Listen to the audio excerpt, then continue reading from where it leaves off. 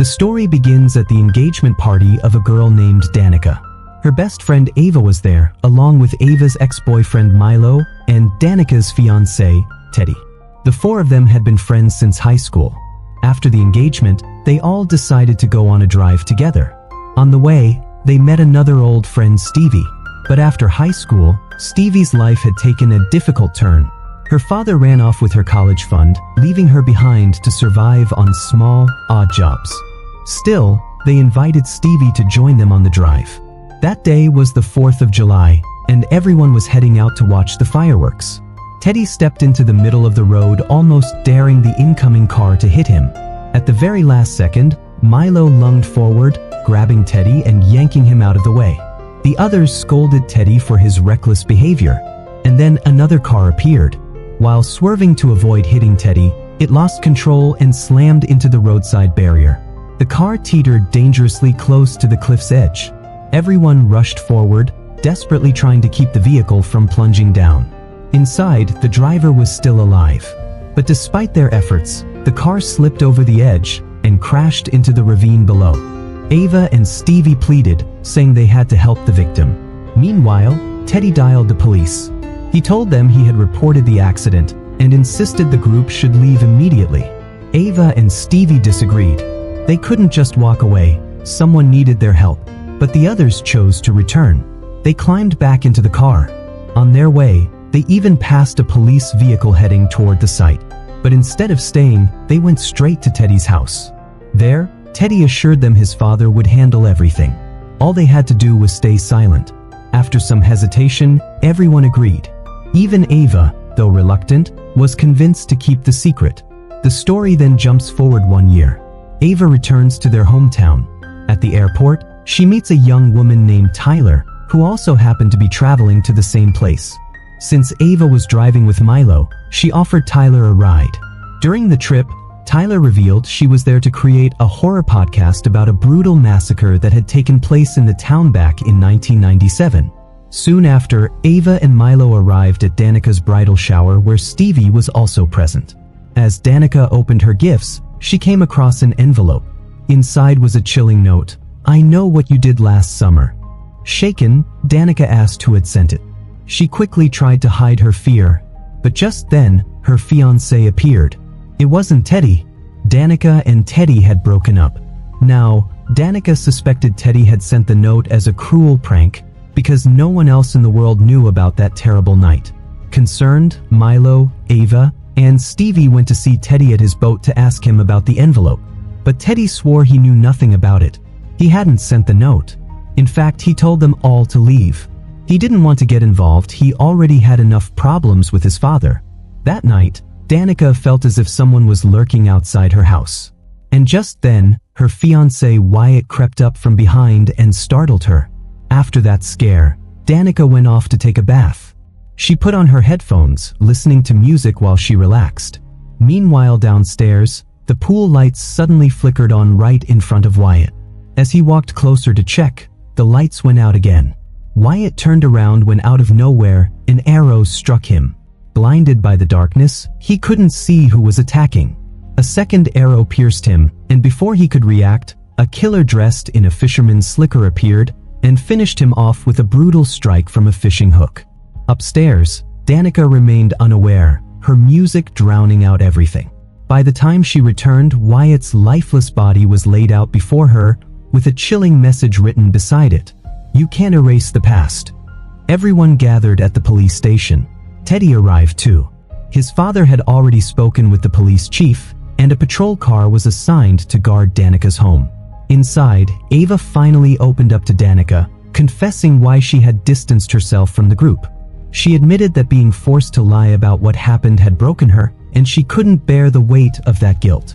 By the following day, it became clear to everyone someone was after them. But who, they still didn't know. Milo asked Ava about that girl Tyler. Danica, meanwhile, started playing Tyler's podcast. In it, Tyler explained that back in 1997, this very town had been haunted by a fisherman in a slicker, a killer who hunted down a group of teens after they themselves had committed a murder. And it had all begun with a single note. The group grew terrified because the same thing was happening to them now. But then, another truth came out. Teddy's father had erased every trace of the 1997 events from the internet to protect the town's image and keep investors from pulling away. The scene then shifts to Tyler, wandering around town while recording her podcast. During this time, Ava went to meet Tyler. Tyler took her to a place called Bayside House, explaining that it was here the fisherman killer had carried out one of his most gruesome attacks. Tyler revealed that 30 years ago, a girl named Julie had received a haunting note that said, "I know what you did last summer." Hearing this, Ava began to grow suspicious. Could Tyler herself be the new killer? But Tyler explained that Julie was actually one of the two survivors from back then, though she refused to speak with Tyler. Saying this, Tyler hurried off to her next lead. Meanwhile, Ava quickly messaged her friends, warning them that Tyler seemed sketchy. But then right before Ava's eyes, the fisherman slicker killer appeared. And it wasn't Tyler. The killer lunged at Ava. Tyler tried to escape, but the doors were locked. Ava fought back, struggling desperately against the attacker. Suddenly, the killer vanished, only for a heavy cage to drop down, trapping Ava inside. Tyler bolted, running for her life. But the killer's true target was her all along. By the time Ava managed to force her way out of the cage, it was too late. Tyler was dead. Stevie arrived in time to help Ava, but they both froze in horror as the killer displayed Tyler's lifeless body dangling it right in front of them. Soon after, the police arrived again, but everyone knew the police were under Teddy's father's control. All they would do was cover up the truth. The scene then shifts to Julie, the woman who had lived through it all back in 1997. Even now, those memories haunted her. Ava went to meet Julie, telling her that the same nightmare was happening again. Two of their friends were already dead. Ava begged for her help, reminding her that she had survived once before and asking her to help them survive now. Julie took Ava back to her home. There, she explained that if history was truly repeating itself, then the killer had to be someone connected to the boy who had died in that accident. But Ava admitted she knew nothing about that boy. There was no information about him online. And with the police covering up everything, answers were nearly impossible to find. So Julie gave her only one piece of advice. Find the killer before he finds you. Meanwhile, Teddy's father Grant and the police chief publicly declared Tyler's death a suicide. They claimed she was mentally unstable. But Milo and Ava refused to accept that. They argued that this wasn't an isolated death. Danica's fiancé had been murdered just days earlier, and Ava herself had been attacked by a fisherman in a slicker. At that moment, another figure entered, Ray, the second survivor from 1997. He told them this had all happened before, and it was happening again. But Grant refused to listen. He insisted the police department would keep everyone safe, and said the church would remain open as a sanctuary for the community. Pastor Judah himself urged everyone to come to the church, where he promised a special prayer for their protection. The scene then shifts to Stevie, who worked at Ray's bar. There, the group confided everything to Ray. And in that moment, they learned the truth. Julie was actually Ray's ex-wife. Following Ray's advice, they began searching for the boy who had died in the accident, Sam Cooper. Their first step was to find out whose car Sam had been driving that night. At the office, authorities asked for the license plate number. Ava quickly pretended, saying she had lost the paperwork when her brother was in an accident on the 4th of July the previous year. Milo added that the car was a pickup truck and asked them to check if anyone had registered a similar vehicle around that time. That's when they discovered the vehicle belonged to Pastor Judah. Meanwhile, Danica and Teddy went to the cemetery to search for Sam Cooper's grave. There, they also found the graves of those killed in 1997. Danica even came across an old photograph of a girl named Helen. And at Sam Cooper's grave, someone had left fresh flowers. Proof that someone who knew him had recently been there. Danica asked the security guard about it. The guard went inside to check the CCTV footage. But the killer struck, murdering him before he could return. When Teddy went in after waiting too long, the killer slipped past and went straight for Danica. Danica ran, escaping into a warehouse. She tried to hide, but the killer found her. Just as he was about to finish her off, Teddy appeared.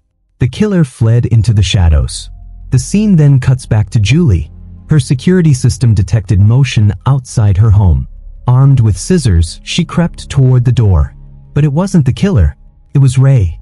He confronted her, demanding why she had told Ava to go looking for the killer. Ray explained that one of the girls working at his bar was part of their group, and she was a good kid who didn't deserve this. Just then, Ava and Stevie called them. The focus then returns to the group of friends. They gathered at Danica's house for safety, but when Stevie had to leave for her bar shift, Danica insisted that no one else should sleep alone. That meant Ava and Milo would share a room. Once inside, the two grew close and nearly became intimate. But when Ava whispered, "Punish me, just listen," Milo froze. He pulled away, stopped himself, and walked out of the room. Sitting alone in his car, Milo tried to psych himself up. "You can do this," he muttered. He finally gathered his courage, stepped out. And right then, the killer struck. A rope tightened around his neck, choking the life out of him until Milo was dead. From the window, Ava saw Milo's car driving away. Moments later, a message came from Milo's phone. "I just need some time." The next day, Ava and Danica went to the church to meet Pastor Judah. But he wasn't there. Danica took the chance to sneak into his private room, while Ava distracted him when he returned. Inside, Danica searched his belongings and found a photograph, Judah with Sam Cooper. But suddenly, Judah walked in. Danica hid inside the closet, holding her breath. Afterward, both Ava and Danica rushed to the police chief, insisting that Judah was the killer. But instead of helping, the police chief reported everything back to Grant. He dismissed the girls as hysterical, and Grant ordered that they be kept at the police station for a while. The scene then shifts to Teddy. He was relaxing in a steam bath when he heard noises outside. On the glass before him, someone had written, "You are next." Moments later, doors began slamming shut on their own. As Teddy stepped out to investigate, the killer ambushed him from behind. With a knife, the fisherman in the slicker stabbed him repeatedly. Teddy fought back, striking with everything he had, then crawled desperately toward his house for safety. But inside, his father Grant sat listening to music, oblivious. Outside, fireworks lit up the night sky. While in the lawn, the killer dragged Teddy back. Just then, the doorbell rang. Grant opened the door, only to find his son, drenched in blood, lying before him. And in that moment, the killer struck again, murdering Grant right there at his own doorstep. After which, Danica thought she heard someone's voice. She got up and went outside, where a girl stood holding a fishing hook. Right in front of her lay Wyatt's lifeless body. When Danica looked closer, she realized it was none other than Helen, one of the girls from the 1997 group. Helen said, "You killed Sam Cooper. Now your fiancé is dead." She warned Danica that she would be next. Then Helen transformed into a ghost and attacked her. But suddenly Danica woke up. It had all just been a nightmare. Meanwhile, chaos had broken out at the police station. The entire town had gathered after the killer hung Grant and Teddy's bodies for everyone to see. Ray told the three surviving girls that they had to escape immediately. But then, Ava discovered Milo's dead body inside his car. With no other choice, the three of them stole Teddy's boat and fled. At the same time, the police arrived at the church searching for Pastor Judah, but found him already dead.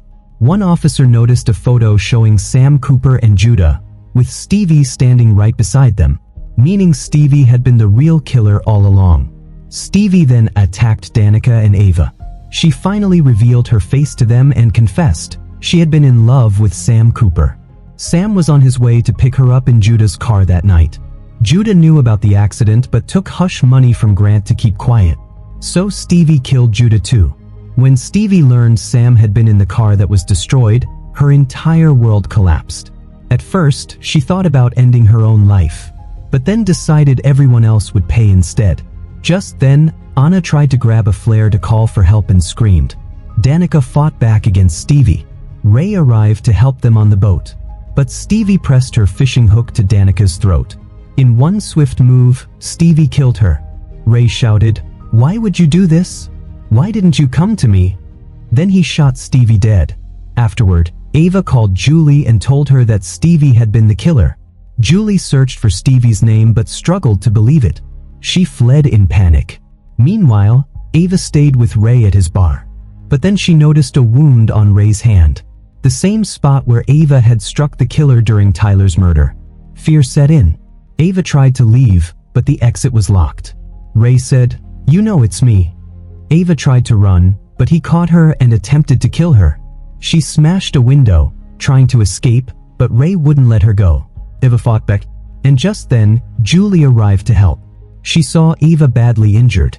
Ray stepped out, smirking, and said, "Happy 4th of July, Julie." And that's when the truth came out. Stevie had asked Ray for help in her revenge. Ray was furious that the whole town had buried the events of 1997, pretending nothing ever happened to the victims back then. That's why he carried out the Fisherman Slicker killings with her. Ray sneered, "Now I'll tell everyone you're the real killer, Julie. You never got over 1997. You did all this." But before he could finish, Ava, on Julie's command, shot Ray with a crossbow. At the same time, Danica, who had survived, crawled to the middle of the pier, barely alive. Days later, both Ava and Danica were shown recovering in the hospital.